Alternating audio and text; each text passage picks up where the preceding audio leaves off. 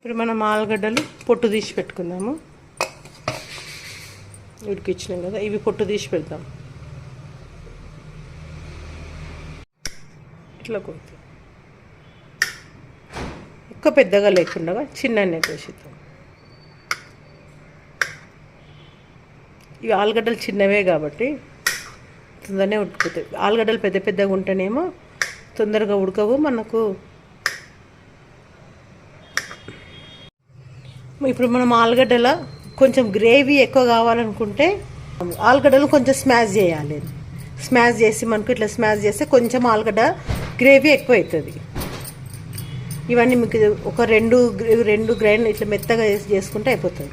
ఇది మనం పోపులు వేసేద్దాం. ఇప్పుడు 1.5 స్పూనే వేసినాం చూడండి. ఇది కాగాలి, నూనె కాగింది. మనం దీంట్లో కొంచెం ఆనియన్స్ వేసుకుందాం. మసాలా కర్రీస్కి ఏ కర్రీకైనా సరే ఆయిల్ ఎక్కువనే పడుతుందండి. మసాలా కర్రీకి ఏంటంటే కొబ్బరి గసాలు వేస్తాం కదా, అది బాగా నూనెలో వేయాలి కాబట్టి కొంచెము ఆయిల్ ఎక్కువనే పడుతుంది. నేను కొంచెం ఆయిల్ ఎక్కువనే తీసుకున్నా. పల్లి నూనె కదా, ఇంకో పొంగు వస్తుంది.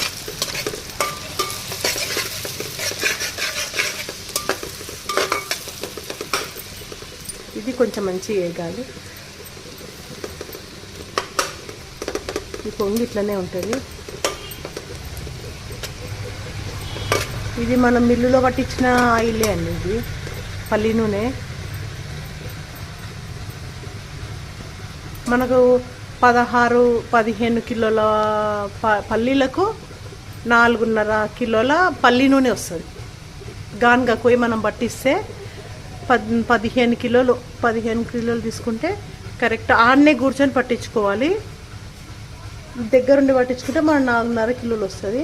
అంటే తర్వాత మళ్ళీ ఒక 1/2 కిలో రావచ్చు. అట్లనే వాళ్ళ దగ్గర కూర్చొని ఇంకా 2-3 అవర్స్ కూర్చుంటే దానిలోకి వెళ్ళి డ్రాప్ గారుతుంటుంది.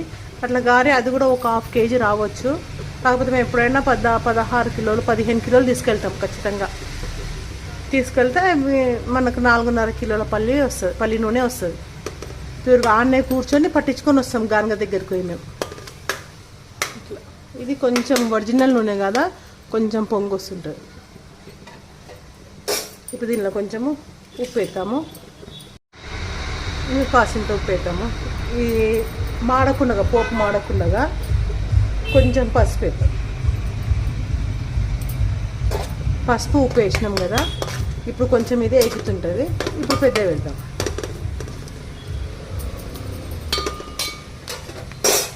దీనిలోకి కరివేపాకు.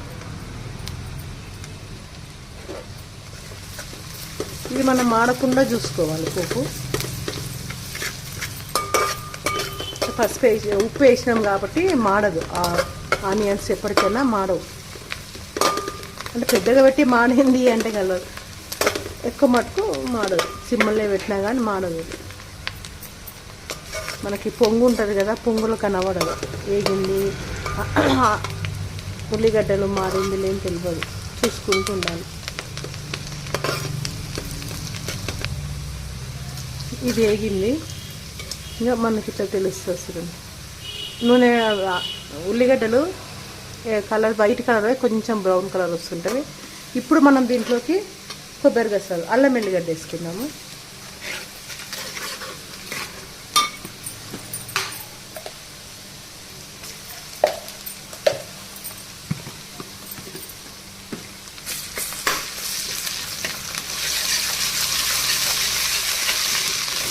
అల్లం ఎల్లిగడ్డ వేసి కొంచెం చిన్నగా వేద్దాం.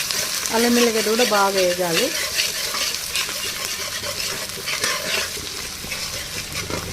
ఇవి మనం దీనిలోకి కొబ్బరి గసాలు గ్రైండ్ చేసి పెట్టుకున్నాం కదా, కొబ్బరి గసాలు గ్రైండ్ చేసి అవి వేసేద్దాం.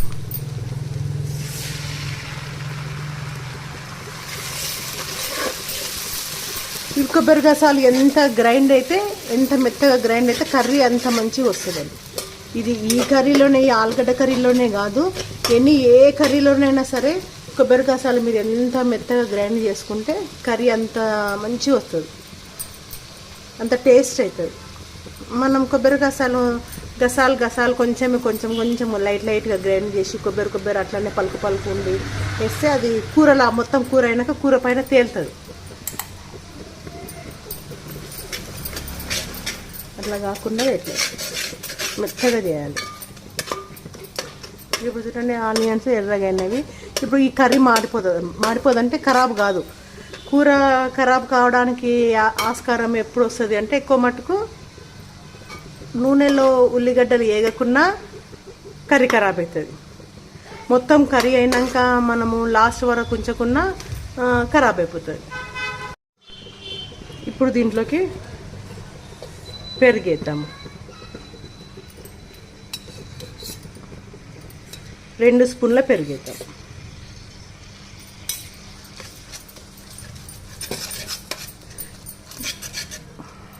పోరింపులోనే మనము కొబ్బరి గసాలు వేసినాక పెరిగేస్తే టేస్ట్ బాగా వస్తుంది ఆలుగడ్డ కర్రీకి.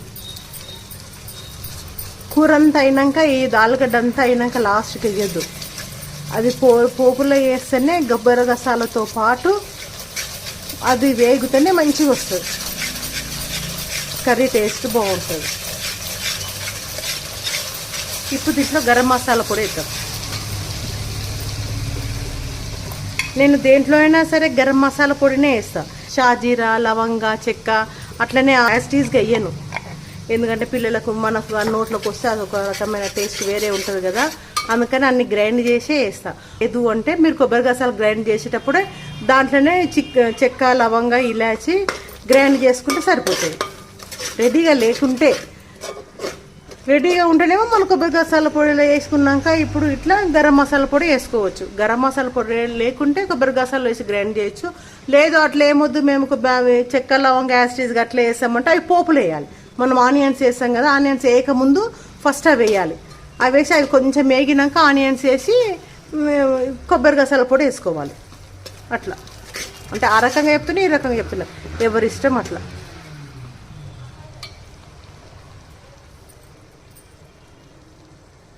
ఇది వేసేద్దాము, ఇది కలుపుతాం. కొబ్బరి గసాలతో పాటు కొంచెం అంటే గ్రేవీ కొంచెం ఎక్కువ వస్తుంది. మనకు ఎక్కువ కావాలనుకుంటే ఇంకా ఆలుగడ్డలు ఉడికించుకునేటప్పుడు ఎక్కువ ఆలుగడ్డలు ఉడికించుకొని మనం 4-5 ఆలుగడ్డలు ఇట్లా గ్రేవీలాగా మెత్తగా స్మాష్ చేసి వేసుకుంటే మనకు గ్రేవీ ఎక్కువ వస్తుంది. లిక్విడ్ లేకుండా కొంచెము వస్తుంది అన్నట్టు గ్రేవీ. దీనిలోకి మనము కారం వేద్దాం. 2 స్పూన్స్ కారం. ఉప్పు అప్పుడు ఒక చెంచా వేసినాం కదా, ఇంకొక 1/2 స్పూన్ వేస్తాము. మళ్ళీ లాస్ట్కి టేస్ట్ చూసుకొని ఇది కొంచెం కారం వేగినాక ఆలుగడ్డలు వేసేస్తాం. మనము గడ్డ పల్పు వేసినాము.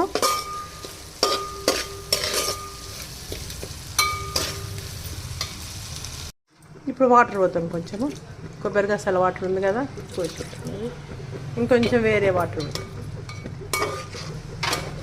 మనం పెరుగు మీద మజ్జిగలాగా ఇట్లా నీళ్ళు పేరుకుని ఉంటుంది కదా, అది కూడా వేసుకోవచ్చు. ఇప్పుడు ఇంక ఇట్లా వాటర్ ఉంటుంది కదా, జ్యూసెస్ ఇది కూడా పోసుకోవచ్చు. ఇప్పుడు